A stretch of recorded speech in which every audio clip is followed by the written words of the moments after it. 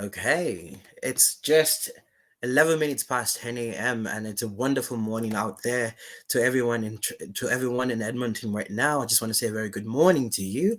My name is Beschel Francis, and today is the first episode of the Healthwise Podcast. It's going to be a very interesting one. Trust me, we will be introducing the Ribbon Ridge Foundation onto this podcast we're having today, as well as the Director of Operations. If you would like to join me to kick off this wonderful, amazing podcast. With me today is Miss Tiffany Brown. If there you are. How are you doing today, Miss Tiffany? I'm Welcome well, to. thank you, Beschel. Thank you for Thank having me. you. Yes, are you excited to be here? I am. I'm very excited to be here to get the word out there about the foundation and what we do.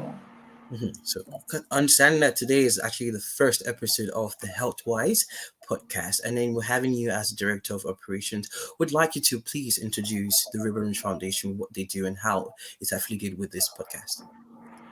Well, like you mentioned, my name is Tiffany Brown. I'm Director of Operations at the Ribbon Rouge Foundation. I'm about a year in working with this foundation. Ribbon Rouge is a unique organization. We are a nonprofit that does most of our work through research, but our research is based on African, Caribbean, and Black individuals here in Alberta and across Canada at large. We say ACB, African, Caribbean, and Black, because we recognize that there's much diversity in the Black population here. No two persons who identify as Black are the same. We have persons who are immigrated from Africa, the Caribbean, and other parts of the world, as well as persons who live here that identify as Black. However, they are second and third generations, or even further going back. So we recognize it's important. The basis of our research is mostly on health equity and social justice. And right now, our space is really looking at HIV, the effect it has on our population here in Alberta.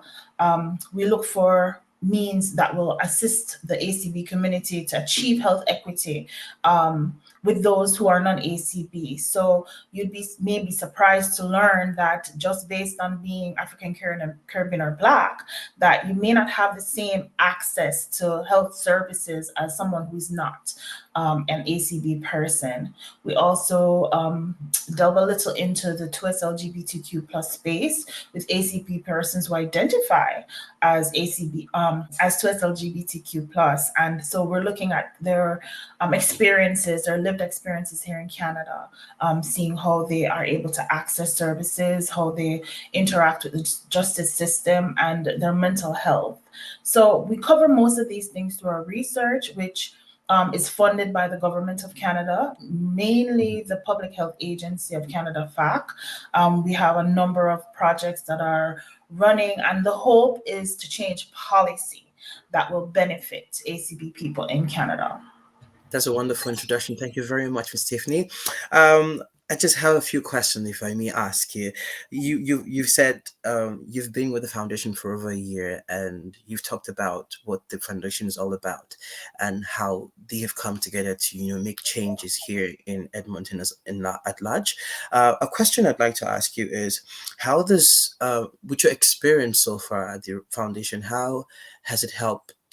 What are the changes you've seen with the marginalized group and the justice system and with the ACB people here in Edmonton or in Alberta at large? That's a very interesting question, Bashal. So I've been with the foundation a year, and during that year, I've definitely seen where our space is very unique, and there are a number of other organizations that seek to partner with us and collaborate with us because we're in this space where 2S LGBTQ persons don't normally have a visible ACB group because of the barriers that these individuals face. And so we find that a lot of organizations that support 2S LGBTQ plus persons, they come to us because they realize that it's a niche that we have a bit of expertise in, and we're open to that. And we find that ACB persons who identify as a part of the 2S LGBT community, they are comfortable sharing their experiences with us. For example, the journey mapping project that we have running right now that I happen to be lead on, I do see where there's a level of comfort that we're getting to know where these persons are feeling comfortable to share their experiences. And again, we're hoping that this research will help to make solid change with policies so that it can benefit these ones. But also, I've seen where Ribbon Rouge has grown in the last year. We're far more visible. We have had a number of projects where we've interacted with the mayor's office, for example. We've been to City Hall, our art space, put on an interactive theater performance for Black History Month, as well as it's an anti-racism grant that funded that project during that time. So we find that we're branching out from the basic health equity vision of maybe just HIV and other ailments that may affect our population, but also into the social determinants of health, how they affect our people, how can we make things easier for them to achieve the same amount of success as someone else who is not an ACB person can experience. So Ribbon Rouge has definitely grown in the last year.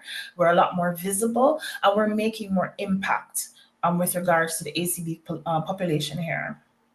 Fantastic. Thank you once again. That's a very good one.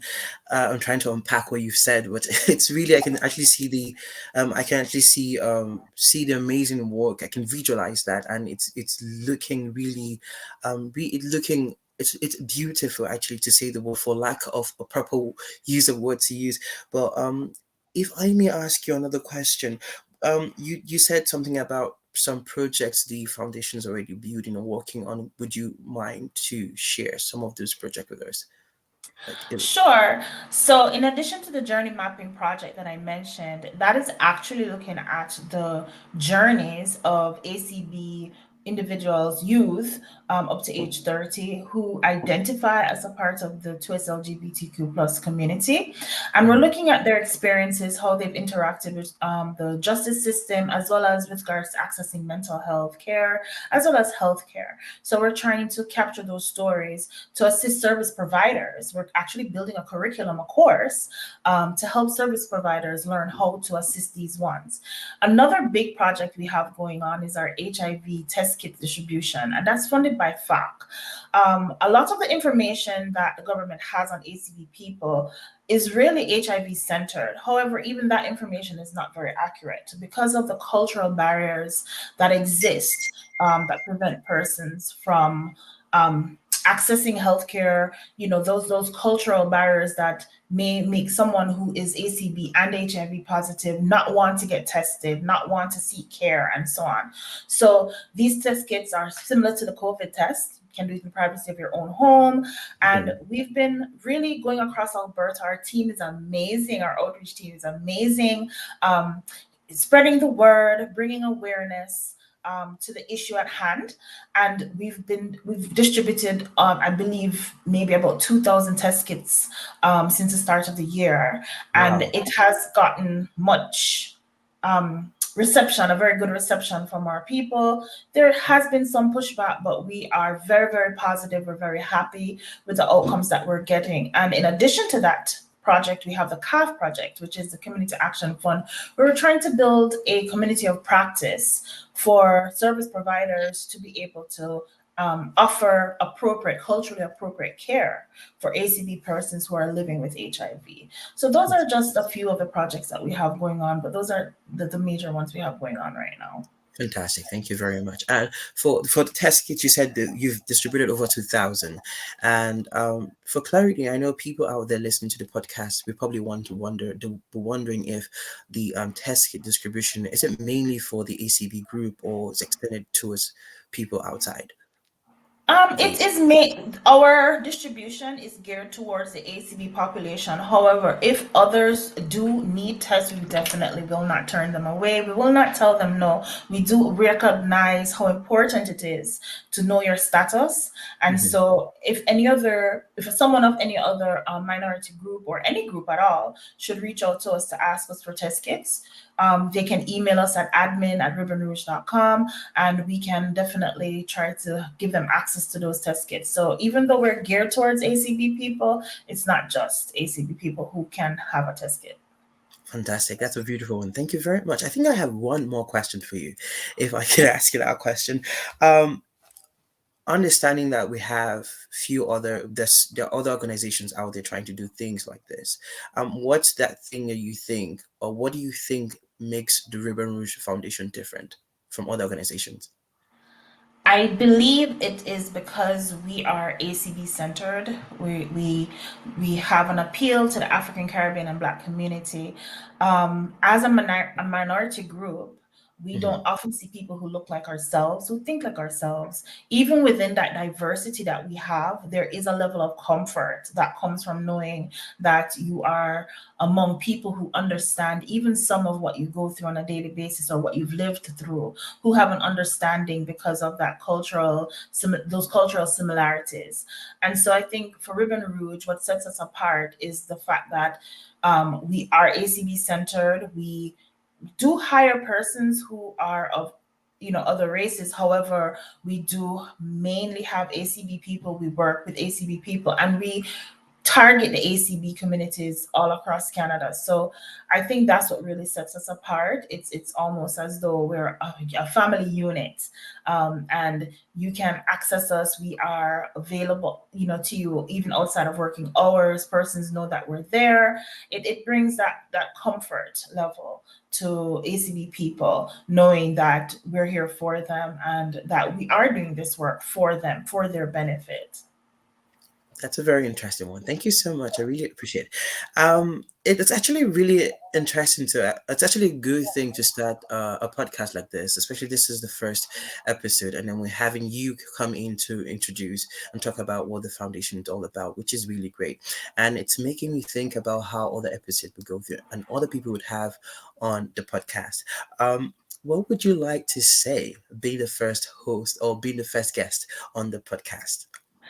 I'd like to say that I think this is a wonderful initiative. I do believe that it will bring a broader audience. We all need support. We all need to work together in order to achieve the goals that we need to and that we want to. And so I wish every success. I do hope that it continues to grow and that moving forward, we gain a larger audience so that this can be a successful means by which to get information, necessary, important information out there. Fantastic. Thank you. I know this podcast would actually go far beyond what my expectations are at the moment. And I believe many people are very interested in things like this and they'll probably want to reach out to you. Could you please tell us again how they could contact you if they'd like to?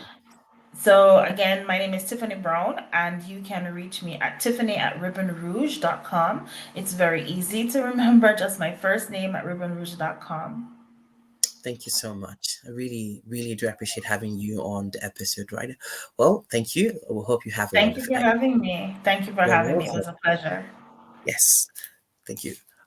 Well, it's the first episode here at the Healthwise podcast. We just had Tiffany Brown, who's actually director of operations at the Ribbon Ridge Foundation, and we heard a lot of amazing things that the foundation is doing at the moment. And it's if you're out there and you're wondering how you could reach, I mean, she just told us how we could contact her and to get ourselves working with the foundation or to contribute as well. Moving on to the podcast, we would be having our very own um, head of communication teams. With me is Miss Popple. Should I say Miss T? Welcome on Oh, the podcast, Miss T. hello. Thank you so very much. I've just been listening to Tiffany there in the background, and oh my God, for the first podcast, you are smashing it. This has been Thank you so very much much. fun. Tiffany did brilliantly. You are an exciting host. I'm just loving the Thank LY you. podcast right now. And so thank you very much, Michelle, for inviting me onto Thank the you. first episode. Welcome. What do you have for us, Miss T? We know you're all bright and shiny with the energy and the communication. I mean, what do you have for us this morning on the podcast? It's a wonderful morning. What do you have for us today? What is my play? All right. So I'm T. I do communication education and outreach work with the foundation. As you know, we work together, and the podcast is one of our projects, and we're excited to be starting it. The Ribbon Rouge Foundation does need more people to understand what we do at our core. Ends this podcast and ends the core of our communications message. So I'm actually hoping this plays a significant role in the work that Ribbon Rouge Foundation does. That's wonderful. Thank you. That's a very, should I take a tea, an invisible sip of my tea? That's it's so good to understand that the Ribbon Ridge Foundation has there's so many projects you're working on, and they're using different initiatives to engage the community and bring people in, and having you as the communication team lead as a key player here. How has it been for you, your experience so far with the foundation? I mean, I have to say that working with Ribbon Ridge Foundation has been one of my most interesting and exciting projects. Number one, the foundation is a family. The team, including yourself, and Mama Dorcas and Femi and Michelle, we see ourselves as a family. And Hmm. because of the close knit team of about 8 people, we work very well between us. So, my first understanding and my first experience is that I've come home to family, and within this team, I'm able to bring my best. I'm able to contribute to the excellence that is the Ribbon Road Foundation already. Secondly, the outreach work that we do, when we're at Africanival, when we're at Carry West, everybody, including the board of directors, they came to support, and that is one of what I find extraordinary about the foundation. Everybody Yeah. chips in.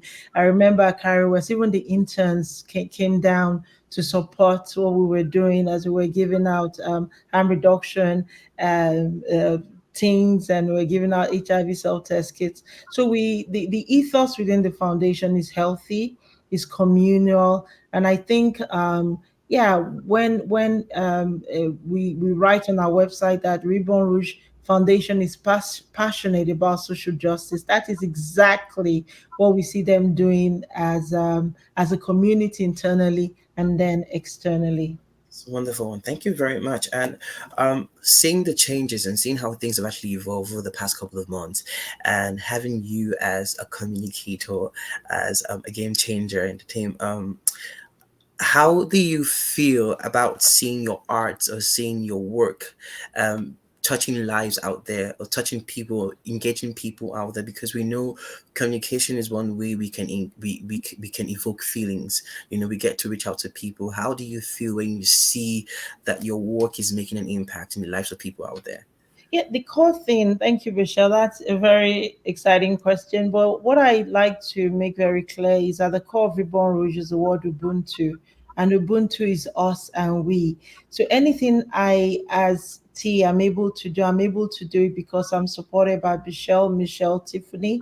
I'm Hmm. supported by the foundation in itself. So when you look at the comms department, you're looking at the empowerment given by the board to comms. So I like you to see it as a together thing. So Hmm. what have we been able to achieve together? A lot. We have a slice of tea program, which you deliver the smashing PowerPoint, for example.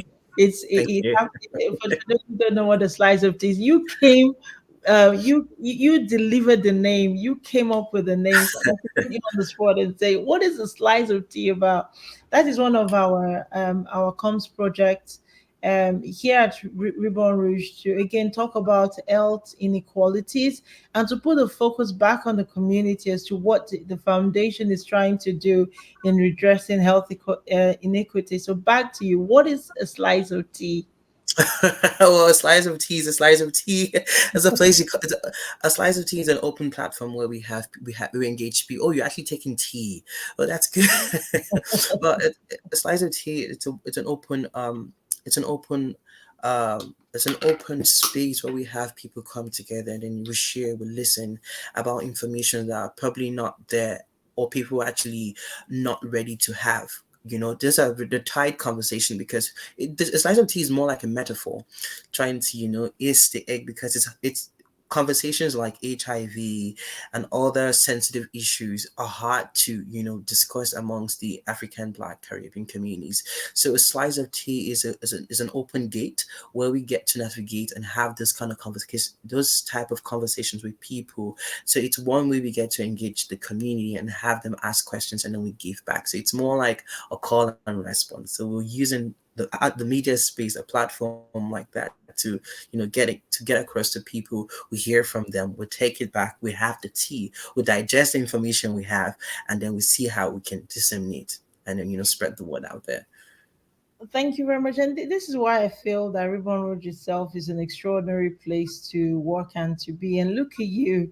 This was your idea, a slice of tea. See how you're asking me, but you have delivered 150% answer. And I also know, Michelle, that you work with the Arts Collective. You're an artist at core. What do you do at the Arts Collective? Oh, just so to reiterate, to go back to the introduction, my name is Beschel. I'm actually with the Ribbon Ridge Foundation. I work with the community outreach team, and as I also am working as a member of the Artist Collective.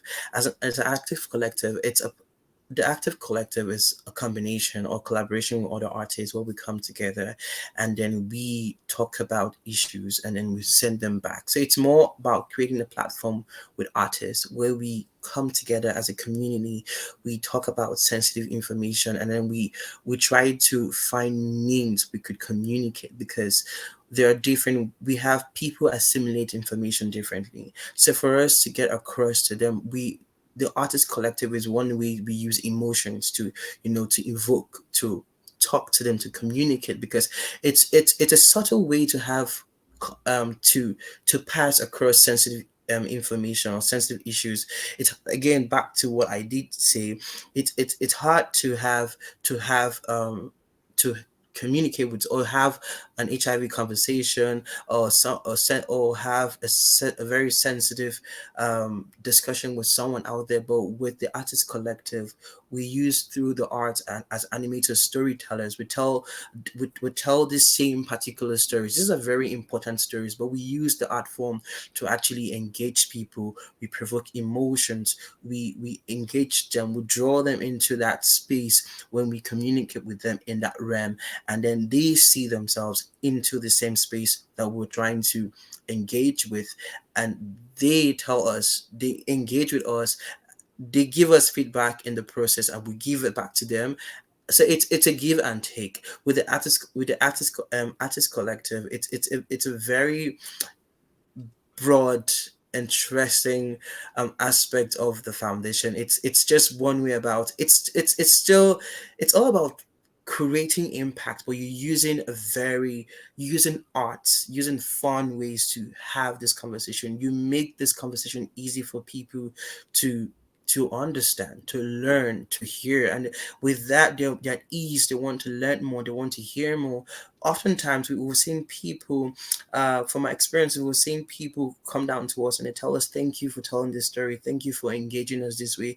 You made it safe for me to understand, you made it safe for me to to ask questions, you made it safe for me to engage, and that's what we want. If we create this safe space, just what the foundation is doing, it's easy to draw people in. It's easy to have them, share their stories and even want to engage or participate. So that's one of the many things the artist collective would do. But the big thing is, it's all about community engagement and the impact we give as a community and as a team.